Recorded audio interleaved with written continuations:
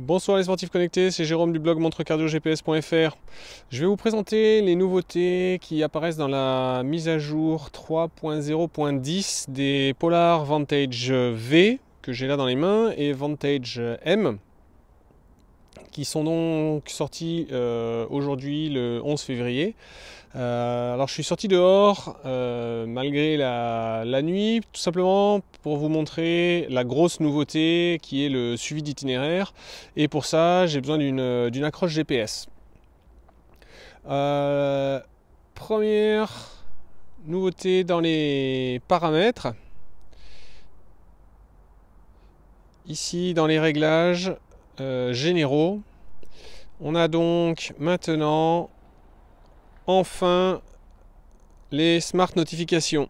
Voilà, donc les notifications de téléphone qu'on peut soit activer en dehors des entraînements, soit désactiver. Donc là c'est un choix de Polar qui est qu'on ne peut pas recevoir les notifications pendant l'entraînement. Donc pendant l'enregistrement des activités sportives. Avec ça, on a un nouveau mode ne pas déranger.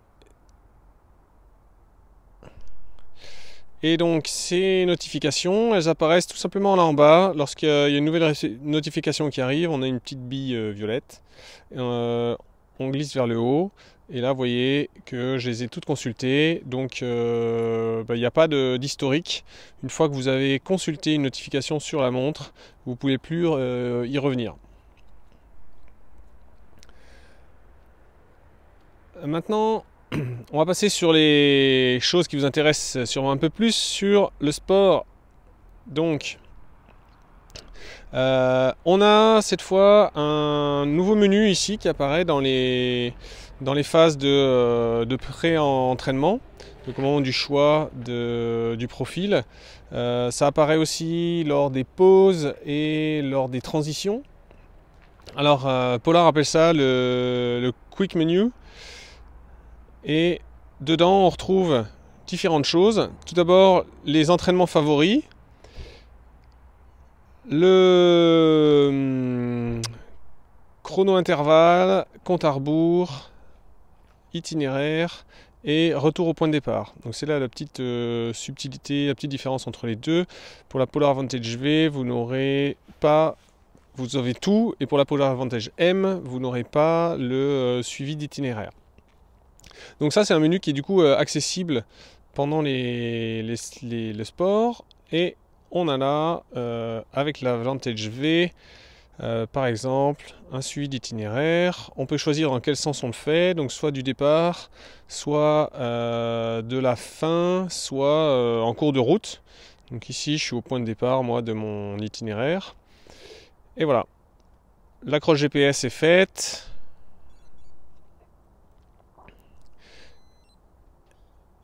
Là, il a trouvé que j'étais au point de départ. Et vous voyez, donc on a l'itinéraire départ qui est en gris, en vert clair. L'itinéraire retour, donc enfin la fin de l'itinéraire en vert foncé. Donc ça permet de différencier lorsque vous arrivez à une intersection, savoir s'il faut partir à gauche ou à droite si vous faites une boucle. Et par contre, vous voyez qu'il n'y a pas de flèche. Alors ça vient du fait que les Vantage sont dépourvus de boussole. Donc du coup la montre comme ça toute seule n'est pas capable de trouver la direction. Il suffit de bouger un peu, et là voilà, comme le GPS nous est capable cette fois de voir dans quel sens on bouge, il est capable de voir si on va dans l'autre sens. Il va tourner la flèche dans l'autre sens. Alors ça devient un petit peu difficile dans le noir, et je bouge sûrement pas assez vite.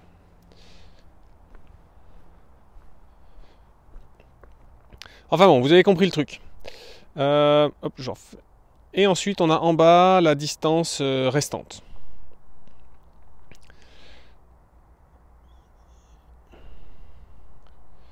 On peut toujours verrouiller l'écran, déverrouiller l'écran, ça change rien. Les autres écrans sont les mêmes. Donc, vous reconnaissez hein, tous les autres écrans, ça n'a pas bougé. Et simplement, donc, on a ce nouvel écran.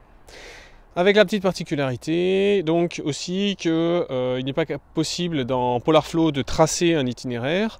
Donc si vous voulez importer un itinéraire sur votre Vantage, il faudra soit chercher des itinéraires dans l'Explorer, soit importer des itinéraires en GPX ou en TCX.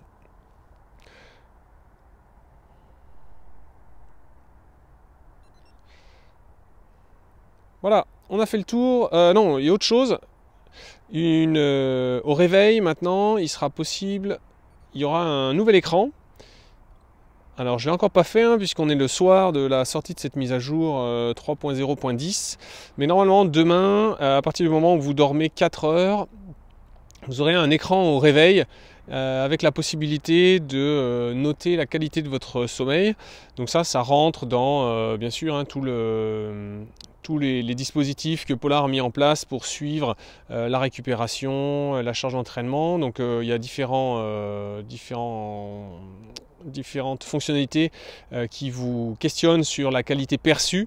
Et donc là maintenant, au réveil, vous aurez une question sur la qualité perçue de votre sommeil.